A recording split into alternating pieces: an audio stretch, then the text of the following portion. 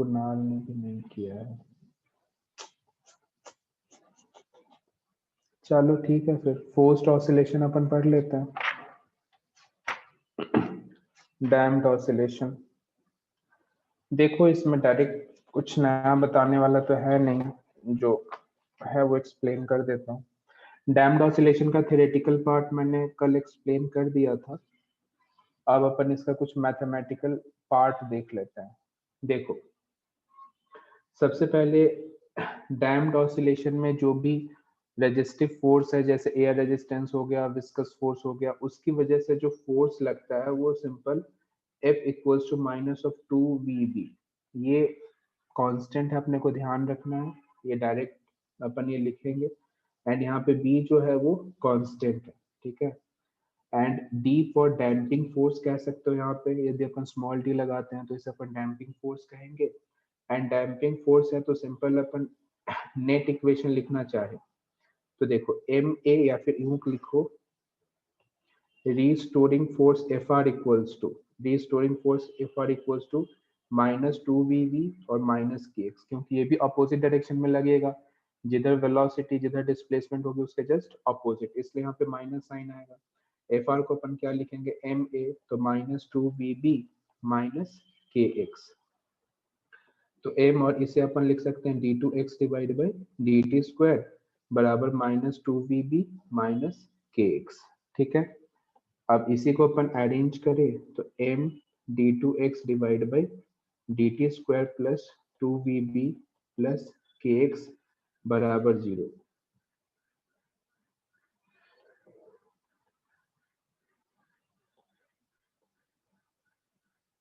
ये अपने पास एक सिंपल डिफरेंशियल इक्वेशन आ जाता है। अब डिफरेंशियल इक्वेशन है तो इसका सॉल्यूशन होगा, है ना।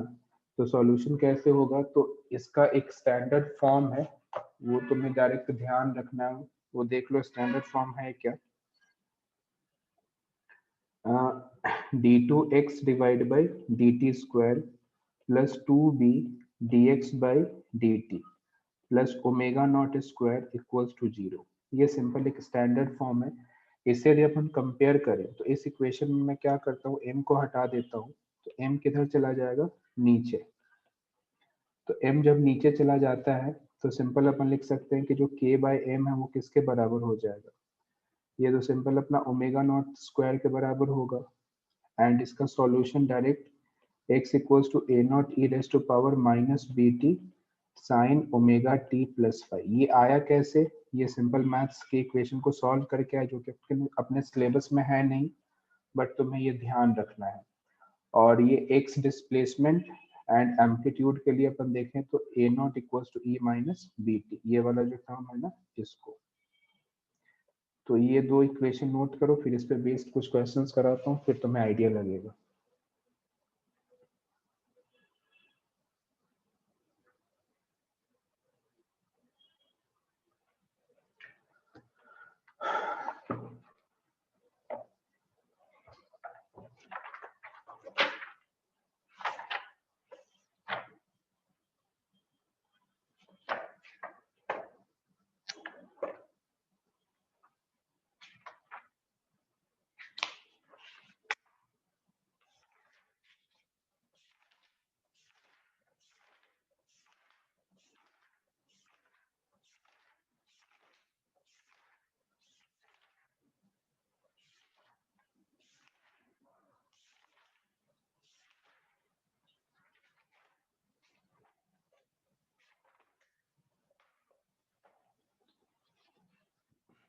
एक बार नोट कर लेना, तो डन का मैसेज कर देना, तो इस पे बेस्ड में कुछ क्वेश्चंस करा देता हूँ, तुम्हें आइडिया लगेगा। देखो तुम्हें इसमें किसी भी हालत में ये वाला और ये वाला तो याद रखना ही है।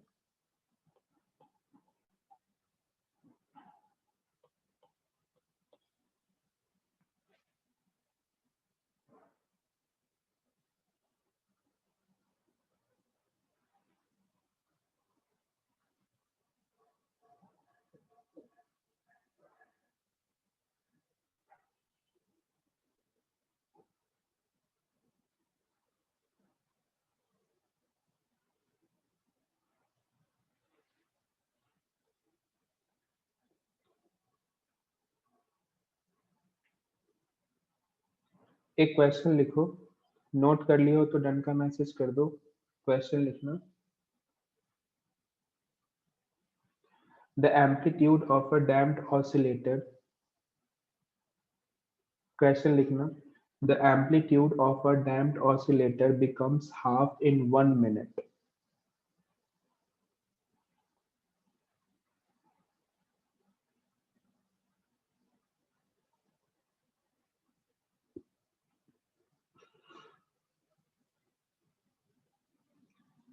Becomes half in 1 minute. The amplitude after 3 minutes will be 1 by x times of the original. The amplitude after 3 minutes will be 1 by x times of the original. Then find value of x. Then find value of x. एक बार फिर question repeat कर दे रहा हूँ. The amplitude of a damped oscillator becomes half in 1 minute. The amplitude after 3 minutes is 1 by x times of the original. Find the value of x. 2 minute का time है, सोचो, दिमाग लगाओ, किससे सॉल्व होगा.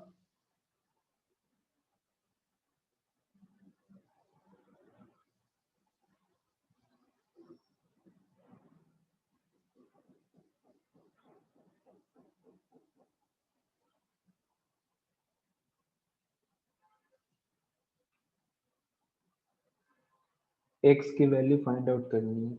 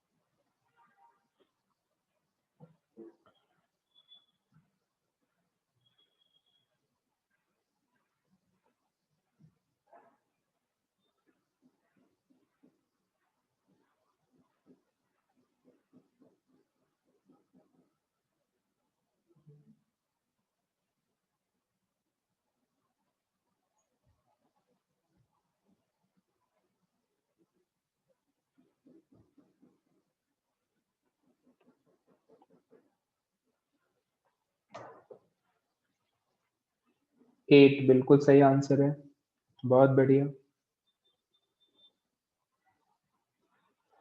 देखो क्वेश्चन में क्या गिवन है, सिंपल इसमें क्वेश्चन है कि amplitude of a damped oscillation becomes half in 1 minute.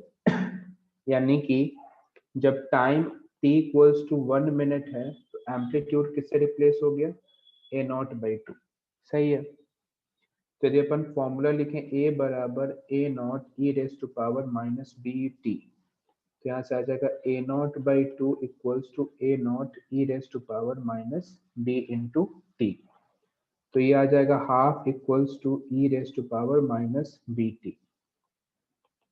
तो 2 की power half equals to e⁻⁻bt. Simple समझो. तो इसे अपन चाहे तो ऐसे भी लिख सकते हैं, e की पावर bt इक्वल्स टू 2, है ना, ये भी लिख सकते हैं सिंपल. अच्छा, उसके बाद तुमसे बोला कि 3 मिनट बाद 1/x हो गया. ठीक है, 3 मिनट बाद 1/x हो जाता है. तो यहाँ पे टाइम को मैं चाहूँ तो 1 मिनट रख दूं, यूनिट अपन ने मिनट में रखा हुआ है, ऐसा अपन मानेंगे. ठीक है. तो ये कितना आ जाएगा, सिंपल एम्पलीट्यूड इसका हो गया है 1/x टाइम्स ऑफ ओरिजिनल, यानी कि 1/x इंटू a0. तो a बराबर a0 e⁻⁻bt फिर से अप्लाई करेंगे, और ये a0/x इक्वल्स टू a0 और e b इंटू 3, ये वाला टर्म बनेगा. देखो ध्यान से, इससे कैंसिल होगा, और 1/x इक्वल्स टू, इसको तुम चाहो तो 1/3 भी लिख सकते हो, है ना. तो 1/x, और तुम्हें पता है कि e⁻b तो 2 के बराबर है, तो यहाँ पे आ जाएगा 2 की पावर 3, तो x बराबर 8 आंसर. एक बार देखो, समझो, किसी को कोई से स्टेप में डाउट है तो क्वेश्चन पूछो, बाकी समझ में आ गया हो यस का मैसेज करो.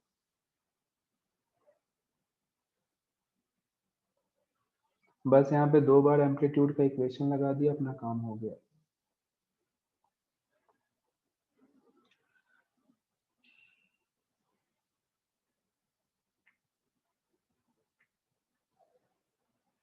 समझ आ गया हो एक बार यस का मैसेज करो, फिर नेक्स्ट क्वेश्चन देखेंगे।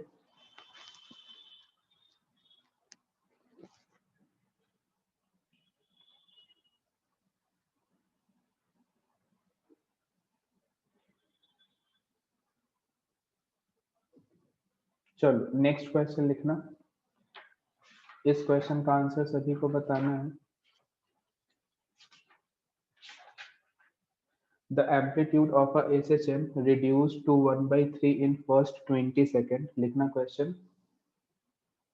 The amplitude of a SHM reduces to 1/3 in first 20 second.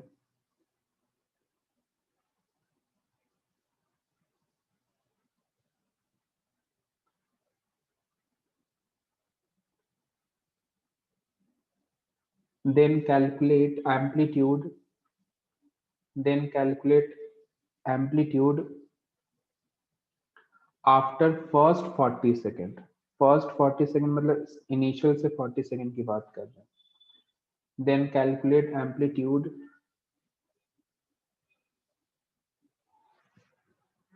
In first 40 second. करो ट्राई, इसी टाइप का क्वेश्चन है। 20 सेकंड में एम्पलीट्यूड 1/3 हो गया, तो स्टार्टिंग से 40 सेकंड बाद एम्पलीट्यूड कितना होगा ये तुमसे पूछ लिया गया है।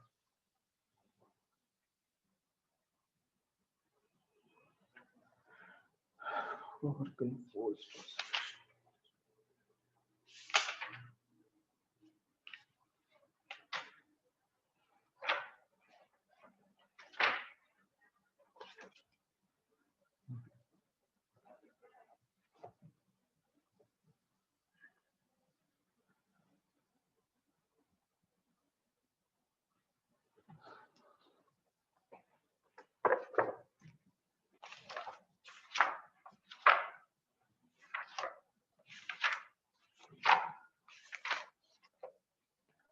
अच्छा, प्रभाकर सर ने ग्रेविटेशन में कुछ टाइम पीरियड के क्वेश्चंस कराए थे क्या? यस सर, करा दिए हैं। R/G वगैरह, T बराबर 2π√R/G 84.3 मिनट्स वाला। हाँ वो सर सैटेलाइट वाला कराए थे। तो सैटेलाइट का टाइम पीरियड सर ने करा दिया, राइट? ठीक है, बहुत बढ़िया।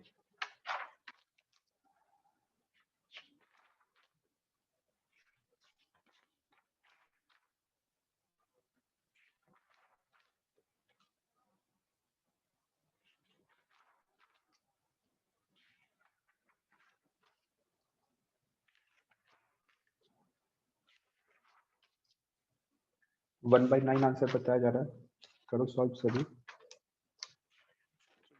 तो सिचुएशन अच्छा वाला करा देता हूँ।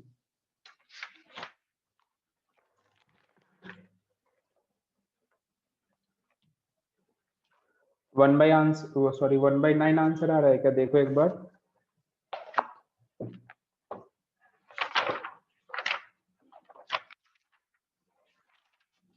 ऑप्शन देख लेता हूँ।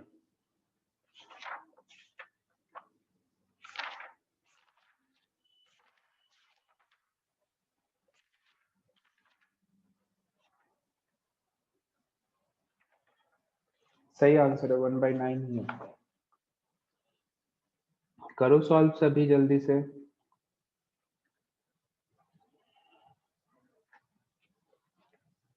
एम्पलीट्यूड का बेसिक फॉर्म A बराबर A0 e⁻⁻bt और एम्पलीट्यूड 1/3 हो गया, तो A0/3 equals to A0 e⁻⁻bt।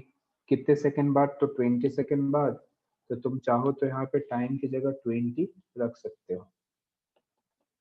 तो 1/3 इक्वल्स टू -20b ये आ गया। ठीक है, तो इसे चाहो तो ऐसे भी लिख सकते हो, 1/e⁻20b, है ना। उसके बाद बोला गया कि 40 सेकेंड बाद तो -bt, तो a बराबर A0 e⁻b एंड टाइम हो गया 40 सेकेंड। तो ए बराबर ए नॉट, ध्यान से देखना, एंड यहाँ पे आएगा ई के पावर 40 इंटू बी। ठीक है, वैल्यू पुट करेंगे तो देखो A upon A naught equals to, इसे अपन ई के पावर 40 भी लिख सकते हैं, इसे चाहे तो ऐसे भी लिख सकते हैं 20 बी का स्क्वायर, सही है ना। और अपने को पता है कि ये तो 3 के बराबर है, तो यहाँ से आ जाएगा 1/9। तो ए अपॉन ए नॉट किसके बराबर आ जाएगा, 1/9।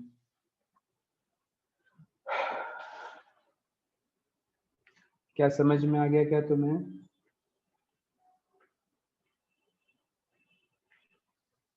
देखो क्वेश्चन समझ में आया हो तो इसका मैसेज करो। सही है। चलो, तो अब मैं कुछ एसएचएम के अच्छे वाले क्वेश्चंस करा देता हूँ, देखना। हेडिंग लिखना टू ब्लॉक ऑसिलेशन। ये मेनली एडवांस का टॉपिक होता है, बट फिर भी फॉर्मूला तो लिख ही लो। टू ब्लॉक ऑसिलेशन, जिसमें सिंपल एक ब्लॉक इस तरीके से स्प्रिंग कनेक्टेड है और ये दूसरा ब्लॉक M1 और M2, स्प्रिंग कांस्टेंट है कितना, K। तो सिंपल जब इसे तुम प्रेस करके रिलीज करोगे तो तुम देखोगे कि इसका जो मोशन है कुछ इस तरीके से होता रहेगा, समझ रहे हो ना, ऐसे ऐसे ऐसे ऐसे ऐसे होता रहेगा। तो सिंपल समझ में आता है कि किसी एक इंडिविजुअल ब्लॉक को देखोगे तो ये अपने मीन पोजीशन के अबाउट ऑसिलेट करता रहेगा, ये अपने मीन पोजीशन के अबाउट ऑसिलेट करता रहेगा, इस तरीके का सिचुएशन बनेगा। तो दोनों ही ब्लॉक के लिए अलग अलग टाइम पीरियड सॉल्व कर सकते हो, ठीक है, क्योंकि हर इंडिविजुअल ब्लॉक इसमें एसएचएम कर रहा होगा। तो मैं इसका डायरेक्ट फॉर्मूला लिखा रहा हूँ। तो हर इंडिविजुअल ब्लॉक के लिए जो टाइम पीरियड का फॉर्मूला है वो सेम ही होगा, कितना होगा, 2 pi under root mu by k. Mu यहाँ पे एक रिड्यूस्ड मास होता है और म्यू किसके बराबर होता है, m1 m2 divide by m1 plus m2। इसी म्यू को अपन रिड्यूस्ड मास भी बोलते हैं। तो जब कभी भी टू ब्लॉक सिस्टम इस तरीके का हो तो इसका time period t equals to 2 pi under root mu by k, और म्यू है कितना, m1 m2 divide by m1 plus m2। Note करना।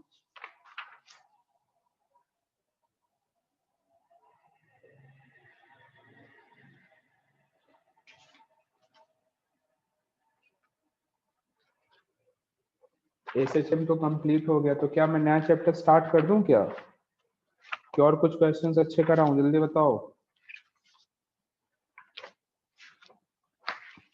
एक सोच रहा हूँ ग्रेविटेशन के करा दूं।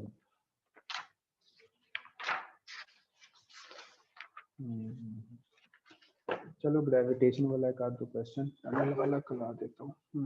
तो एक बार ये नोट कर लो।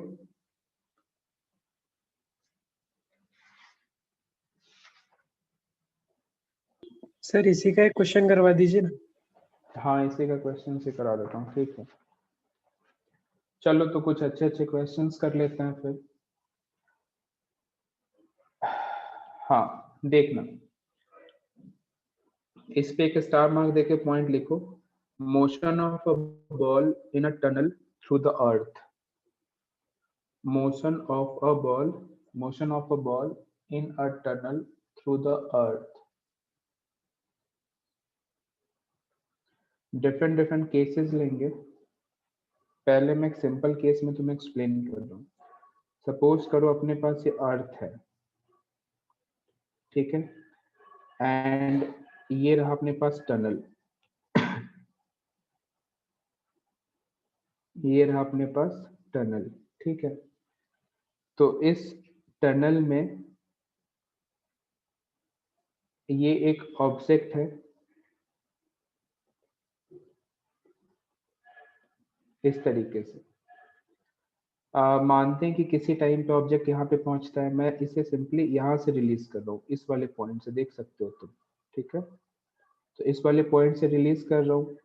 तो जब अपन इस पॉइंट से रिलीज कर रहे हैं तो ऑब्वियसली अर्थ है, तो अच्छा पहले मुझे कुछ पॉइंट्स का आंसर दे दो।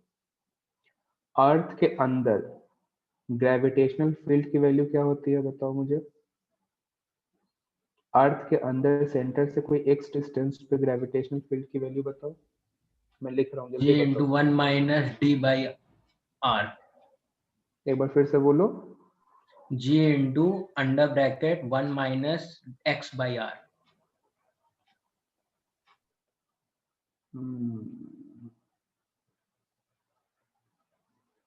अच्छा ठीक है, ये तो तुमने ग्रेविटी के वेरिएशंस बता दिए, ठीक है।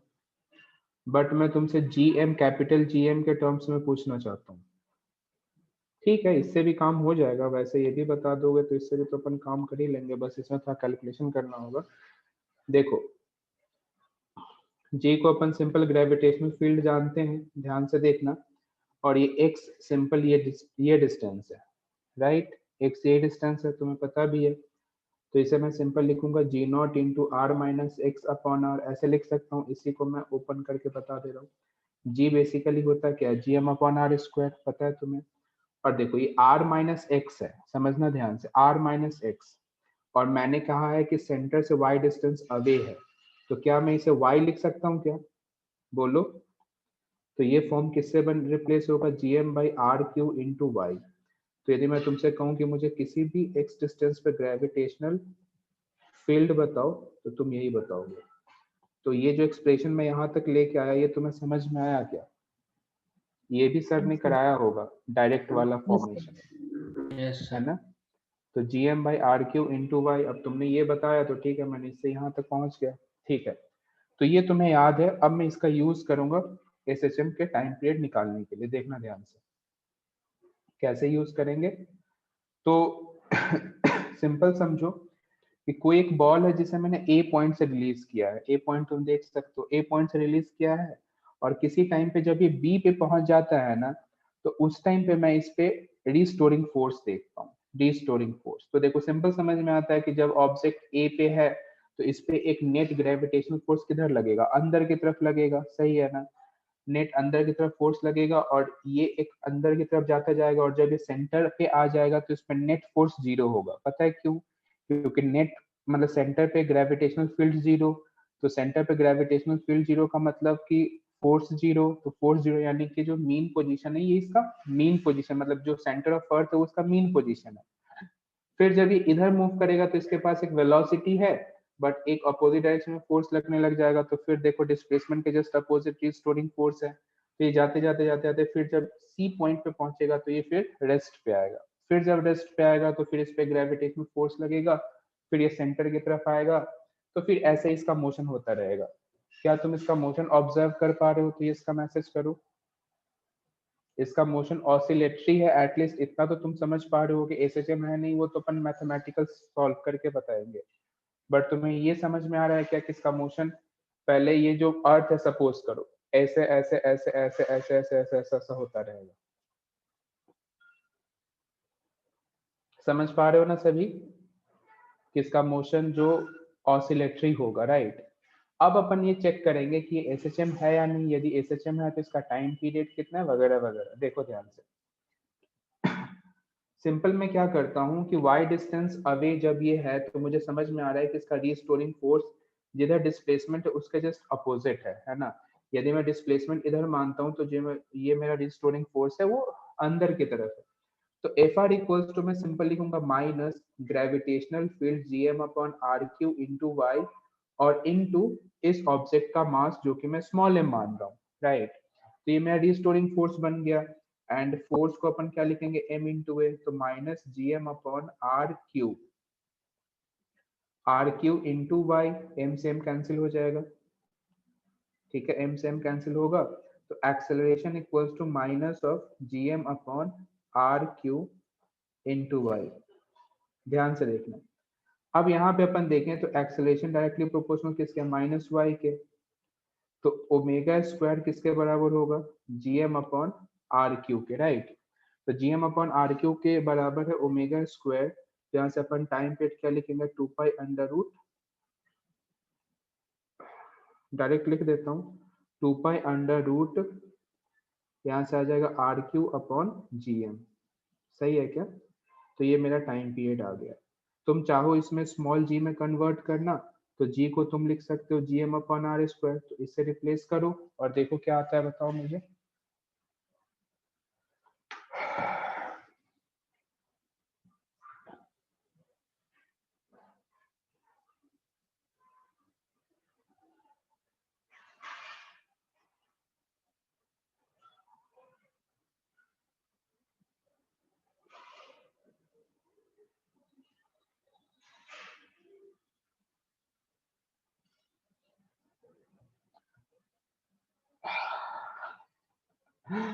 सही बात है, टनल कैसे बनेगा, हाइपोथेटिकल क्वेश्चन है ये। ऐसा अपन मान लेते हैं कि पहले अपन ने एक कोई स्टील पाइप अपन ने फिट कर दिया है, उससे अपन ने टनल बनाया है, ये मान के कि स्टील जो है वो मेल्ट नहीं होगा ऐसा। बिल्कुल सही क्वेश्चन है, जायज क्वेश्चन है, बट हाइपोथेटिकल सिचुएशन अपन लेके सॉल्व करना चाह रहे हैं।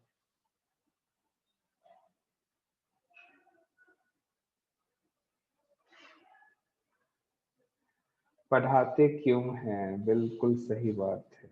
ये तो जब तुम इंजीनियरिंग कर लोगे उसके बाद भी इस क्वेश्चन का तुम्हें आंसर नहीं मिलेगा।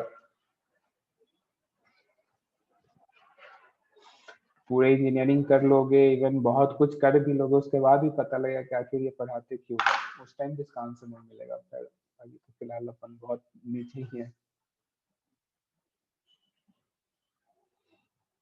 देखो, पढ़ाने के पीछे सिंपल सा लॉजिक है कि अपने इमेजिनेशन पावर को बढ़ाना। क्या क्या केसेस हो सकता है वो अपन सोच रहे हैं, और सोच के उसको अपन सॉल्व करने की कोशिश कर रहे हैं। क्या ऐसा कोई केस अपन अज्यूम करते हैं, सपोज करो, तो क्या ये एसएचएम होगा कि नहीं होगा, तो बस ये क्यूरियोसिटी है, उसका अपन आंसर फाइंड आउट कर रहे हैं।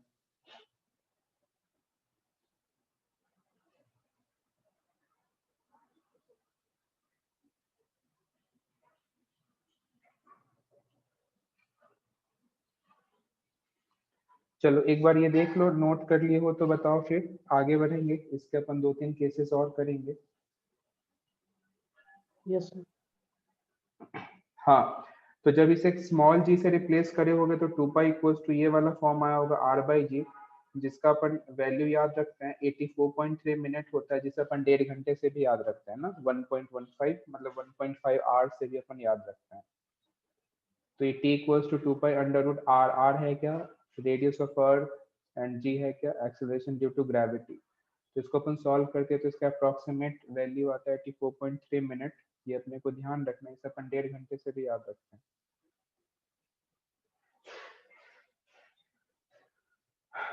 तो ये नोट कर लो, फिर आगे देखते हैं।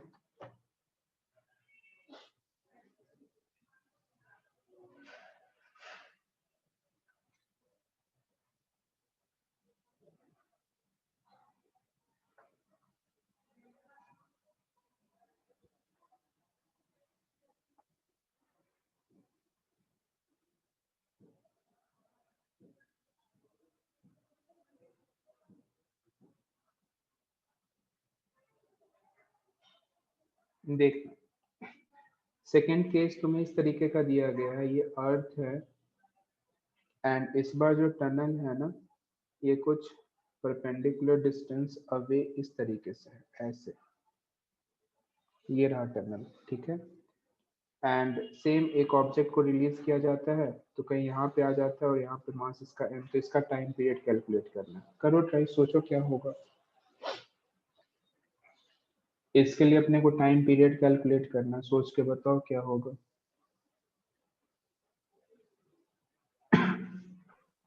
सर सेम होगा ना? बिल्कुल सेम होगा, लेकिन फिर भी अपने को कैलकुलेशन करके आइडेंटिफाई करना है।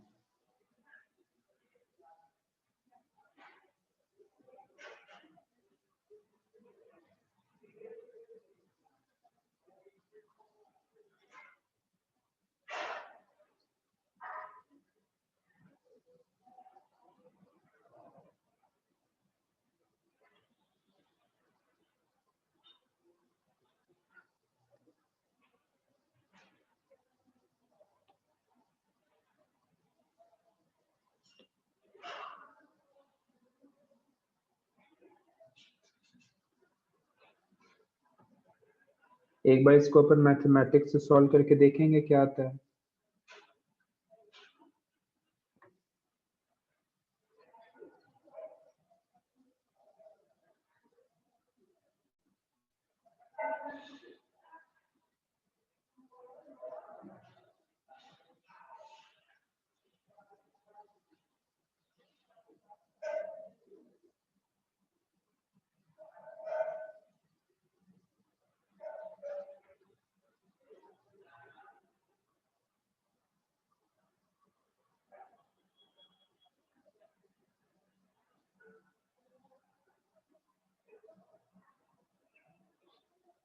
देखो मैं करता हूँ सॉल्व। सपोज करो इसे अपन x मान लेते हैं और इसे अपन y मान लेते हैं, और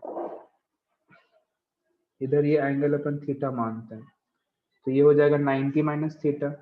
एंड रीस्टोरिंग फोर्स तो इस डायरेक्शन में लगेगा, है ना, रीस्टोरिंग फोर्स इस डायरेक्शन में लगेगा, बट इस पे जो ग्रेविटेशनल फोर्स लगेगा वो इस डायरेक्शन में लगेगा, ये अपना एफ जी ग्रेविटेशनल फोर्स। तो इसी एफ जी का कंपोनेंट एफ आर की तरफ होगा, तो यदि मैं एफ आर लिखना चाहूँ तो क्या मैं लिख सकता हूँ F G sine theta.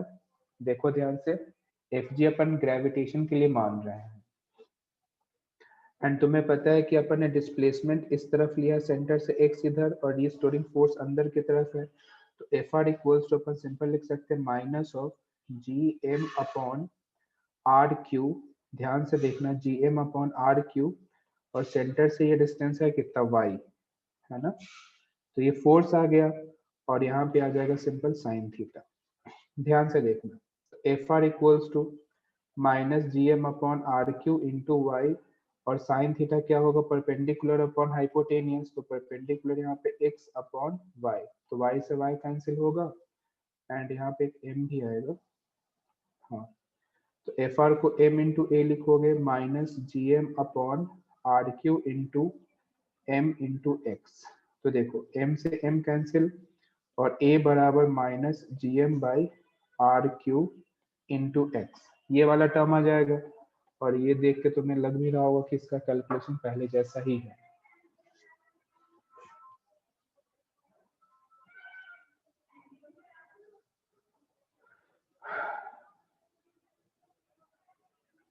Your numbers were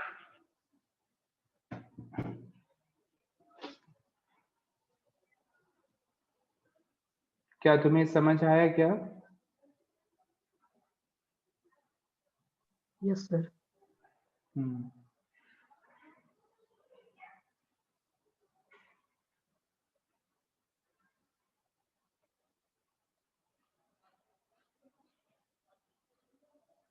चलो फिर आगे देखेंगे। एक फ्लूइड मैकेनिक्स वाला क्वेश्चन अभी करा देता हूँ, तो फिर मैं फ्लूइड में नहीं कराऊंगा, मेरा में तो फ्लूइड में करूंगा, क्योंकि इसमें बुआयंसी फोर्स बताना होगा, बुआयंसी फोर्स तो पता ही नहीं है।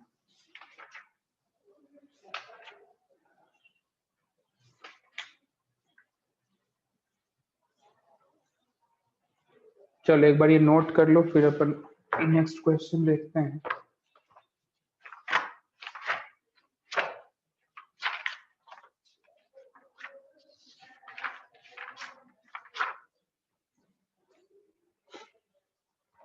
चलो और एक अच्छा क्वेश्चन कराता हूँ।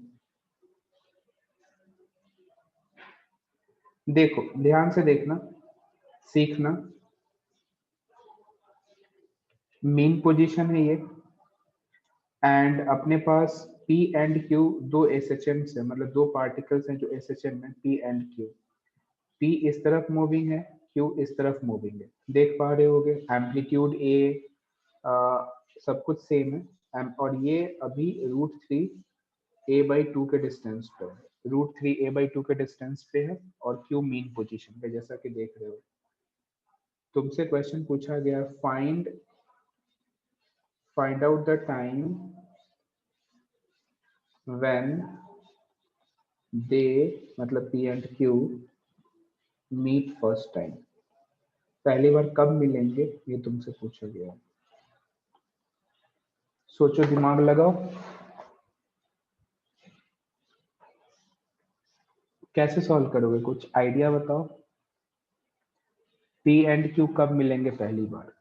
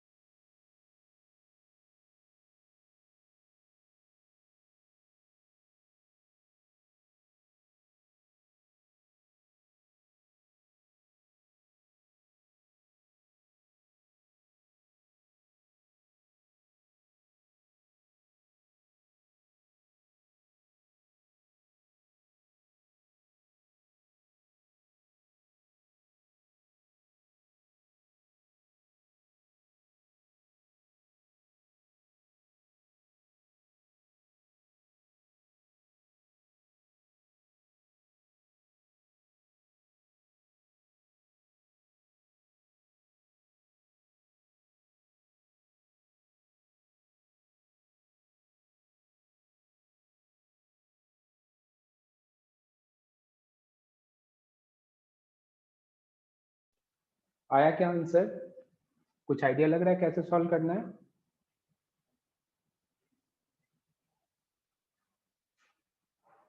किसी को कोई आइडिया लग रहा है कैसे सॉल्व करना है? फेजर से। बिल्कुल फेजर से करेंगे, बिल्कुल सही बात है। फिर फेजर से कैसे करोगे बताओ, कुछ आइडिया? सर ऐसा करेंगे सर, एक को रेस्ट में। सही सोच रहे हो, बोलो बोलो।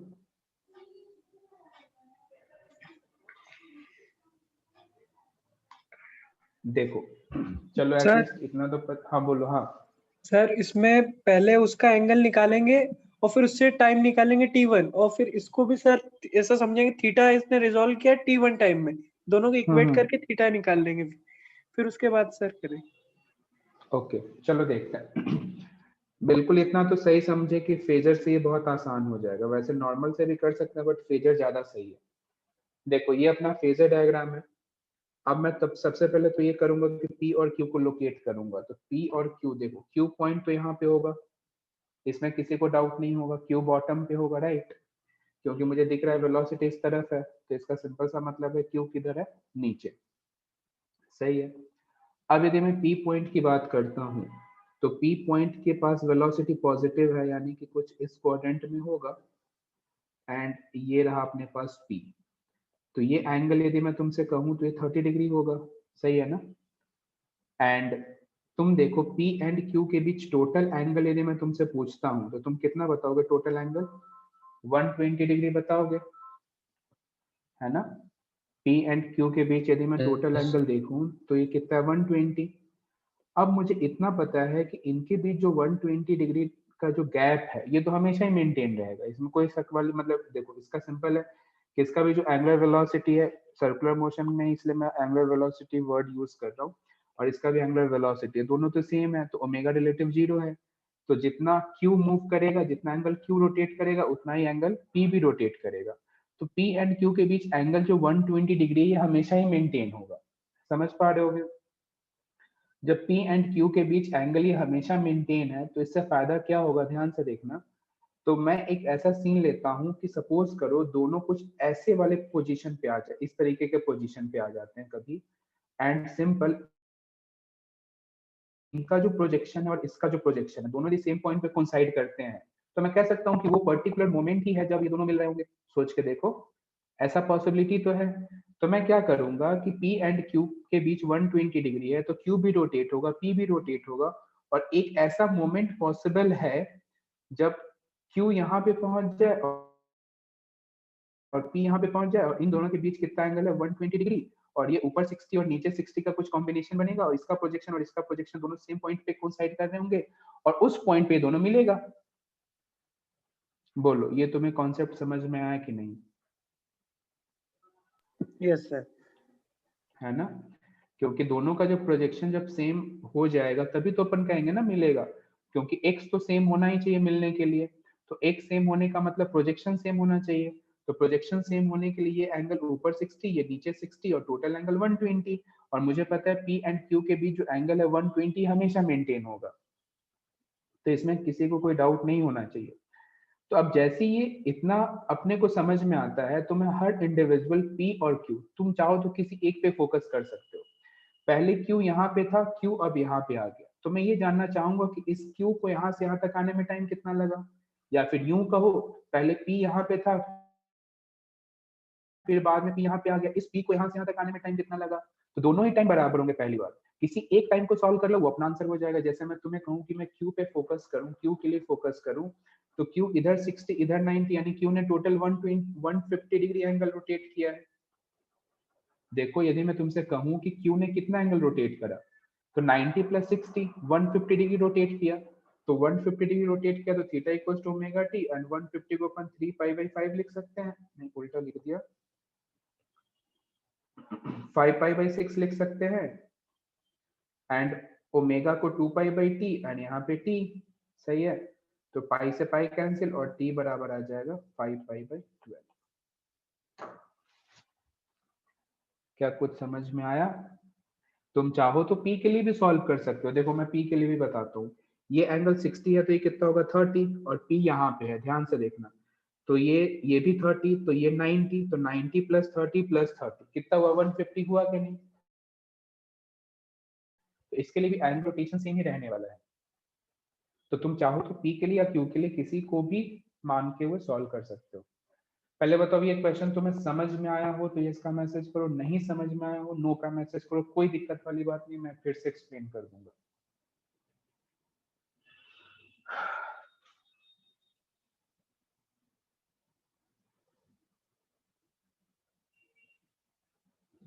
ओके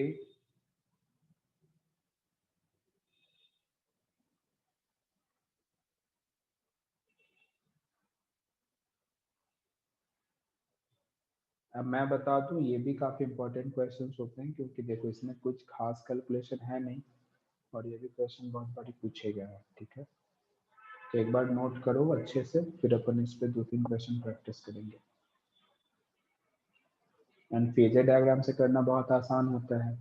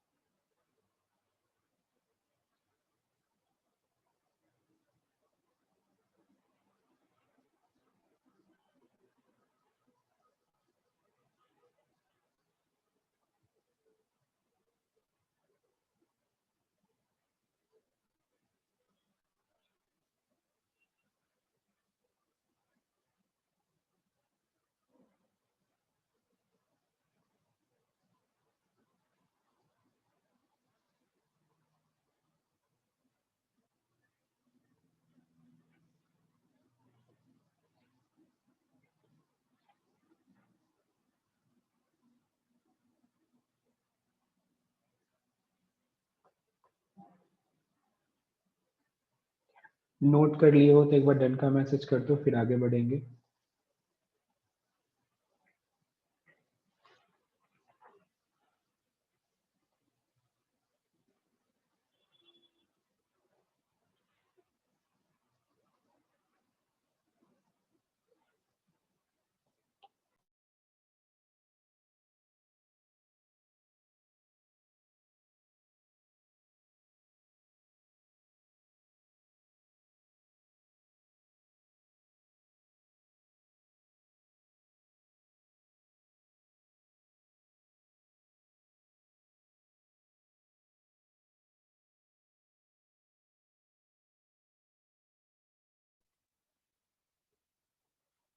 क्या तुम अभी स्क्रीन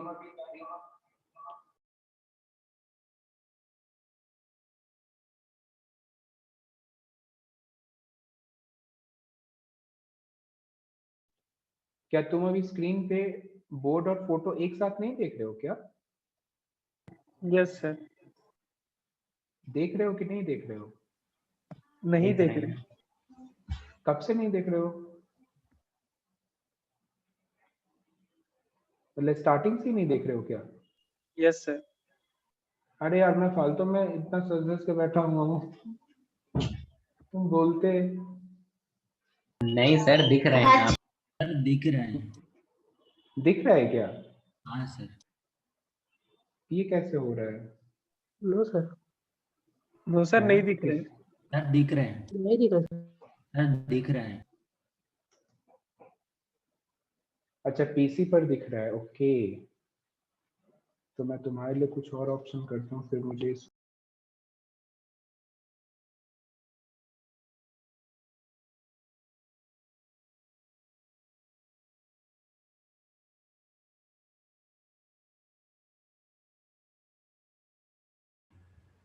क्या अब मैं दिख रहा हूँ क्या? Yes sir. Yes sir. अब फोन पे भी दिख रहा हूँ। Yes sir.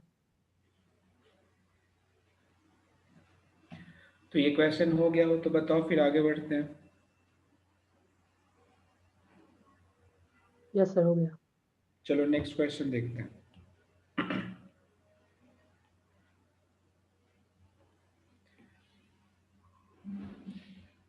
सिंपल ये मीन पोजीशन एंड इस बार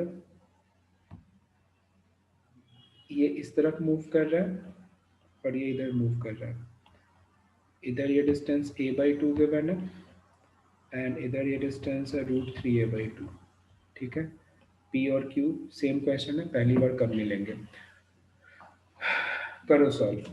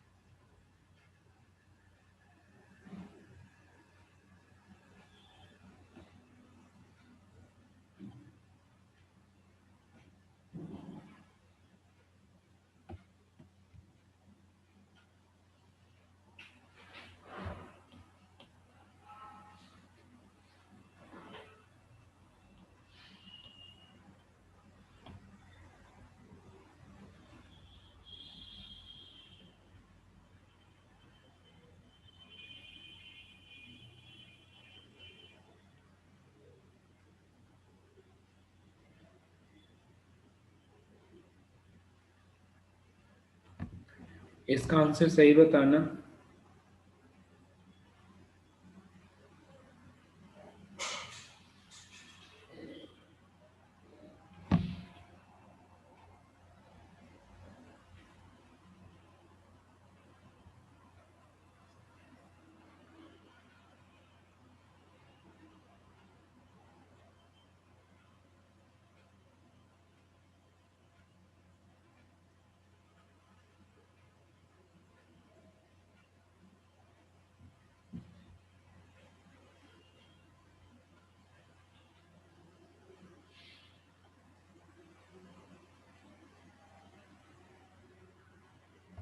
(21t/72).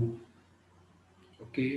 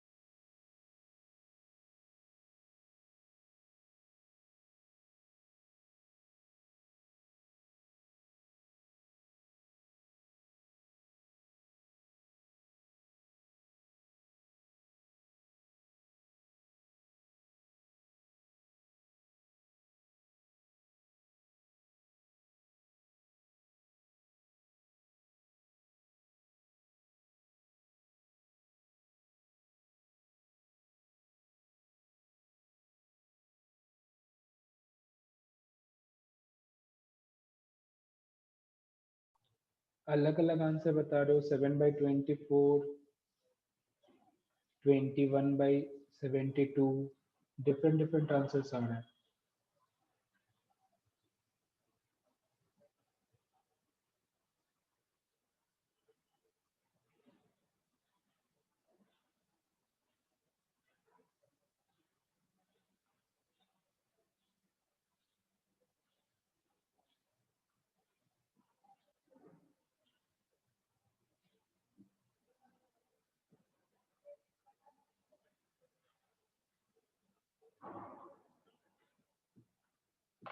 सही आंसर बताओ किसी भी हालत में। 7/24। ओके,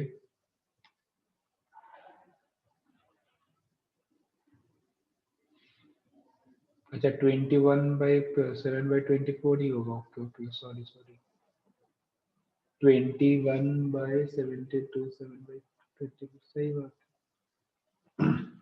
चलो ठीक है, बहुत बढ़िया। एक बार मैं जल्दी से सॉल्व कर देता हूँ, देख लो। इस फेजर डायग्राम को ध्यान से देखो एंड ये अपने पास सिंपल डायग्राम है। पी एंड क्यू को लोकेट करते हैं। तो सबसे पहले क्यू किस तरफ है? क्यू इधर है। ये एंगल है 60 डिग्री। क्यू यहाँ पे है, पी कहाँ पे है? देखना, पी कुछ इस तरफ होगा, सही है ना, है ना। एंड ये जो एंगल है ये हो जाएगा 30 डिग्री। बताओ पी एंड क्यू के बीच जो एंगल लिखा हूँ सही है क्या? 30 एंड 60 होगा क्या? देखो ध्यान से। Yes sir.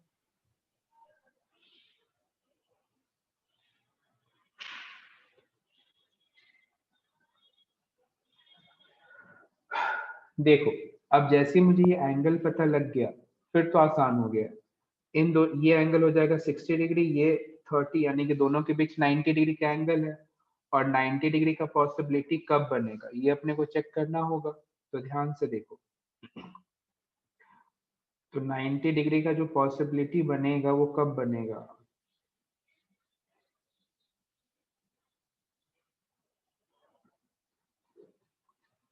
हम्म, 90 डिग्री का पॉसिबिलिटी सिंपल अपन इधर बनाएंगे ऐसे, सपोज करो इसी में, ऐसे इस तरीके से, है ना। तो जब इधर ये आता है तो मैं कह सकता हूँ कि इन दोनों का प्रोजेक्शन सेम पॉइंट पे कोइंसाइड करने के चांसेस हैं। अच्छा, ये पॉइंट रह गया P और ये रहा Q। अब सोचो 90 है तो ये एंगल होगा 45 डिग्री और ये भी कितना होगा 45 डिग्री। अब यदि मैं तुमसे कहूँ कि Q ने कितना मूव करा, तो Q का डिस्प्लेसमेंट जो होगा वो होगा 45 डिग्री प्लस 60 डिग्री। क्या 105 डिग्री रोटेट करा क्या? सही है ना।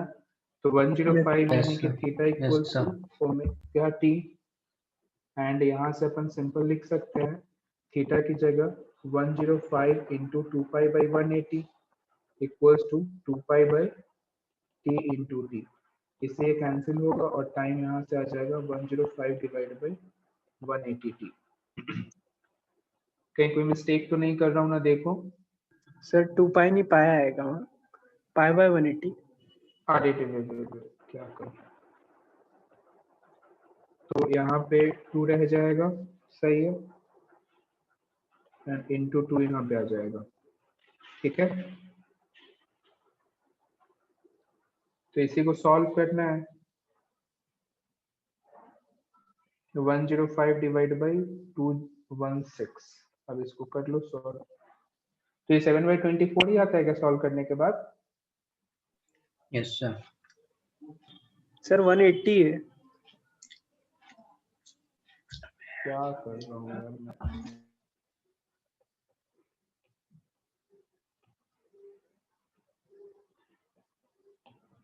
तो यहाँ से ये आंसर आ जाएगा फाइनल। तो अब तुम इस टाइप के क्वेश्चन बाकी सॉल्व तो कर लोगे ना? कैसे इसका अप्रोच बन रहा है तुम्हें आइडिया लग गया? यस अच्छा, सर। इसी क्वेश्चन में मैं तुमसे कहूँ कि दूसरी बार कब मिलेगा, वो टाइम कैलकुलेट करो। करो ट्राई इसी क्वेश्चन के लिए सेकेंड पार्ट। ये तो फर्स्ट टाइम कब मिला, अब मैं कहता हूँ सेकेंड टाइम कब मिलेगा। तो इसके लिए टाइम कैलकुलेट करो। तो सेम क्वेश्चन के लिए सेकेंड टाइम कब मिलेगा ये तुम्हें बताना है।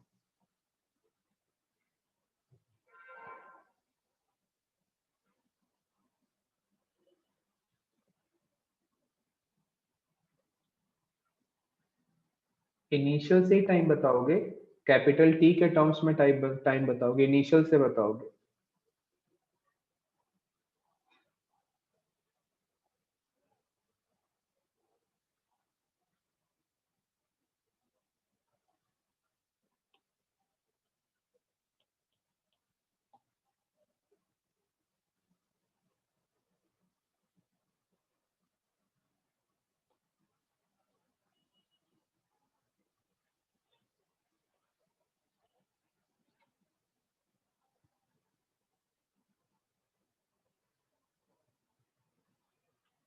सेकेंड टाइम,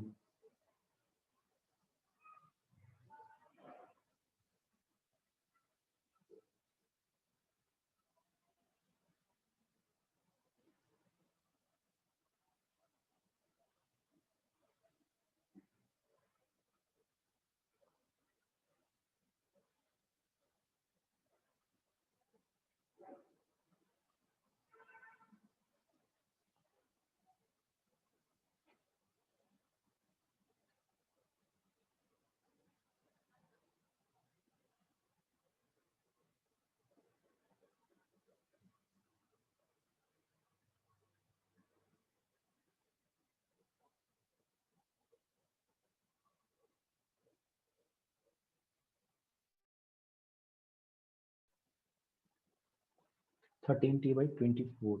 ओके,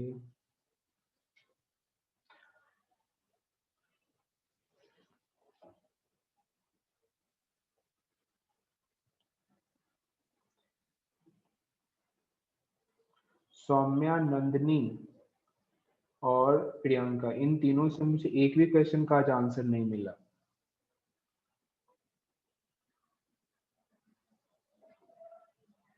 एक भी क्वेश्चन का आंसर तो बताओ, समझ में तो आ रहा है ना, एटलीस्ट ये भी तो बताओ, पता लगे।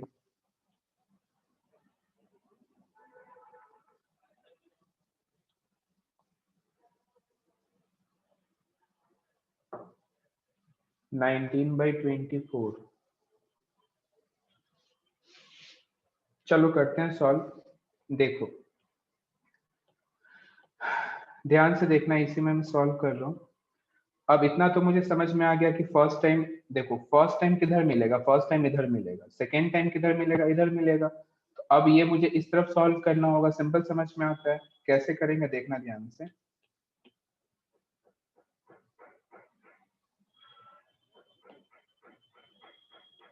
देखो बाद की मैं यदि डायग्राम ड्रॉ करता हूं तो कुछ इस तरीके का डायग्राम ड्रॉ होगा, जब ये दोनों एक दूसरे से दूसरी बार मिलेंगे, ऐसा कुछ डायग्राम ड्रॉ होगा फाइनल। एंड इन दोनों का प्रोजेक्शन सेम पॉइंट पे आएगा। एंड तुम्हें ये भी पता है कि ये Q रहने वाला है और ये P रहेगा, ठीक है। और P एंड Q के बीच एंगल अपने को पता है 90 है, तो ये इधर 45 और इस तरफ भी 45।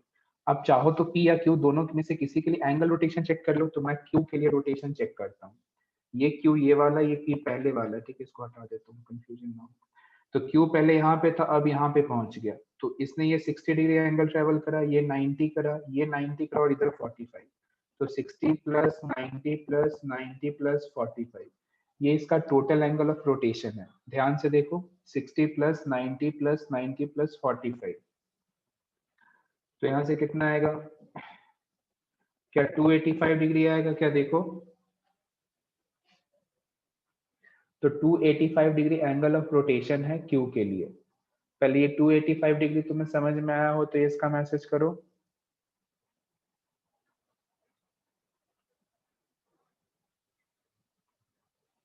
जो मैंने 285 डिग्री का रोटेशन लिखा है, ये एंगल तुम्हें भी समझ आया हो तो इसका मैसेज करो, नहीं आया हो रिपीट का मैसेज कर दो तो मैं फिर से बताऊंगा। देखो Q यहाँ पे है, हाइलाइटर को ध्यान से देखना, Q यहाँ पे है। अब Q ने ये एंगल टोटल रोटेट किया, ये वाला टोटल एंगल, तो मुझे दिख रहा है ये तो 60 है, ये 90, इधर ये 90 और ये 45। तो अपन ने सभी को ऐड कर दिया, ये 60, 90, 90 और ये 45, इसे को अपन ने ऐड कर दिया। तो क्या तुम्हें एंगल का रोटेशन समझ में आया हो तो ये इसका मैसेज करो, क्योंकि मेन एंगल का रोटेशन ही है। अब जैसे तुम्हें 285 डिग्री का रोटेशन समझ में आ गया, तो अब सिंपल क्या करोगे, theta equals to omega T, तो theta equals to omega T और 285 into pi upon 180 equals to 2 pi by T into T, तो पाई से pi cancel and T equals to, बाकी सॉल्व कर लो, 285 divide by 360 into T.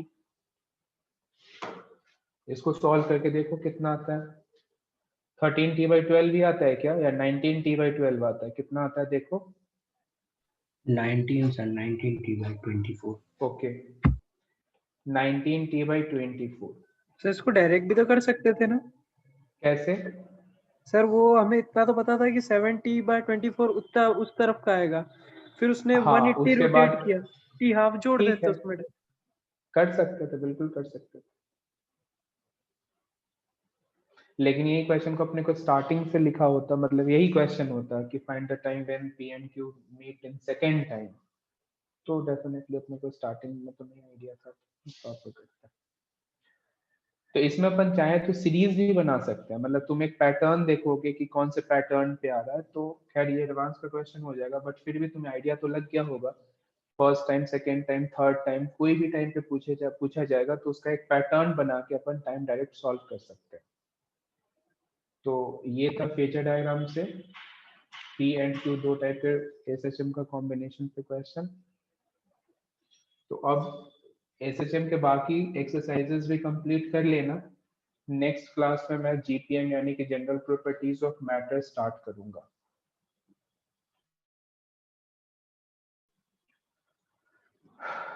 General properties of matter, yes sir.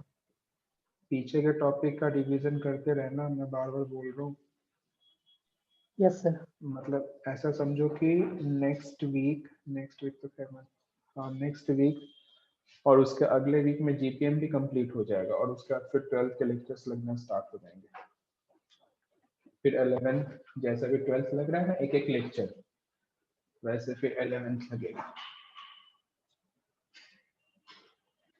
तो इसमें किसी को डाउट है तो डाउट्स पूछो, फिर मीटिंग एंड करेंगे अपन।